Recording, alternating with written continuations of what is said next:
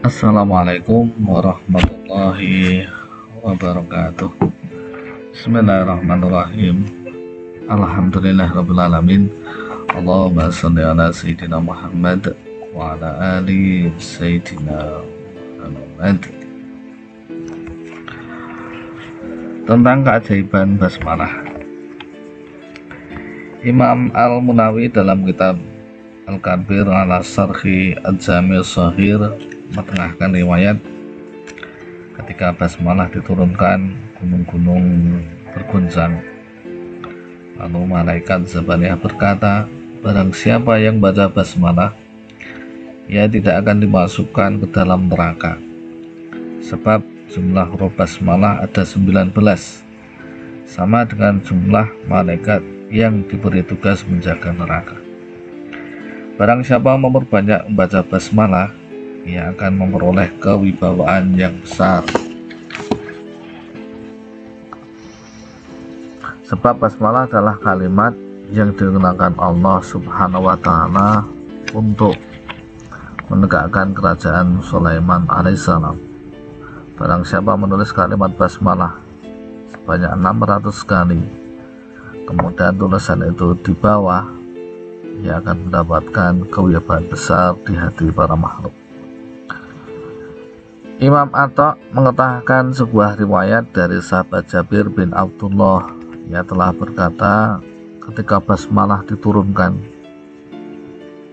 awan beralih ke arah barat, angin menjadi tenang, lautan tidak bergelombang, binatang-binatang mendengarkan dengan telinga-telinga mereka, dan setan-setan dilemparkan ke langit.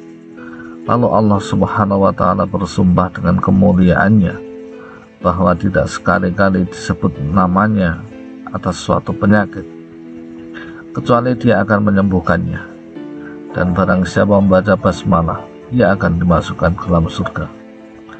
Demikian Syekh Abdul Qadir Jailani menutupkan.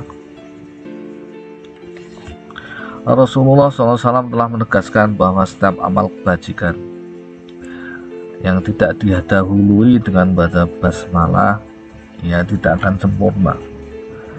Yang dimaksud basmalah adalah Bismillahirrahmanirrahim. Tentang keajaiban basmalah, Imam Al-Khatib mengetahui sebuah riwayat. Basmalah adalah kalimat yang pertama kali diturunkan Allah kepada Nabi Adam alaihissalam. Lalu ia memperbanyak bacaan tersebut sehingga Allah menerima taubatnya, memberikan ampunan dan mengangkat derajatnya pada kedudukan yang mulia. Kemudian diturunkan kepada Nabi Nuh, lalu dibaca berulang-ulang dalam perahu sehingga Allah menyelamatkannya dari banjir besar dan mengangkat derajatnya pada kedudukan yang mulia. Kemudian diturunkan kepada Nabi Ibrahim, lalu dibacanya berulang-ulang ketika berada di atas manjanik atau alat pelempar, sehingga Allah menjadikan api itu dingin, tidak membakar tubuhnya hingga ia selamat dan mengangkat derajatnya pada kedudukan yang mulia. Kemudian diturunkan kepada Nabi Musa ketika ditekan oleh Fir'aun dan anak buahnya, lalu ia membacanya berulang-ulang sehingga Allah membelah samudra sebagai jalan raya dan mengangkat derajatnya pada kedudukan yang mulia. Kemudian diturunkan kepada Nabi Sulaiman sehingga Allah menundukkan kepada seluruh jin, manusia, dan burung. Setiap kali Nabi Sulaiman membaca basmalah, apapun yang berada di hadapannya pasti tunduk dan patuh kepada perintahnya. Kemudian Allah mengangkat derajatnya pada kedudukan yang mulia.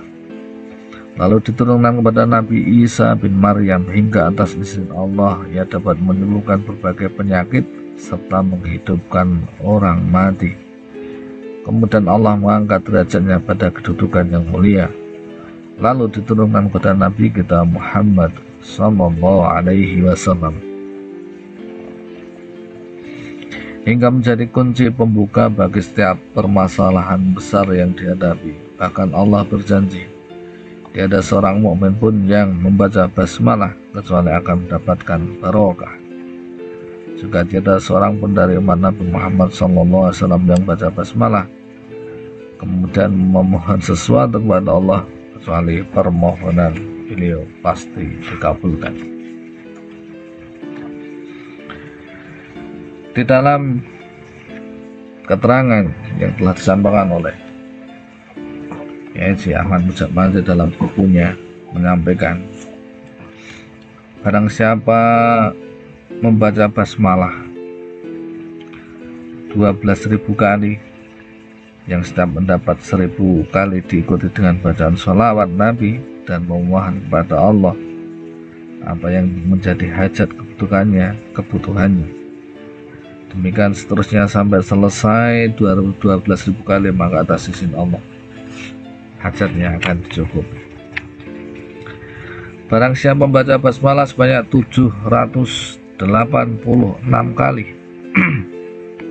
selama 7 hari berturut-turut dengan niat memohon kebagusan, menolak kejelekan, ataupun memohon kemudahan rezeki, maka dengan izin Allah akan dikabulkan.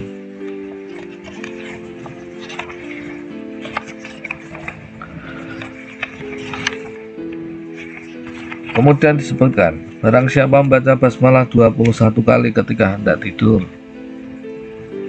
maka Allah akan menyelamatkannya dari godaan syaitan, pencurian, kematian yang tiba-tiba, dan dari segala musibah di malam itu.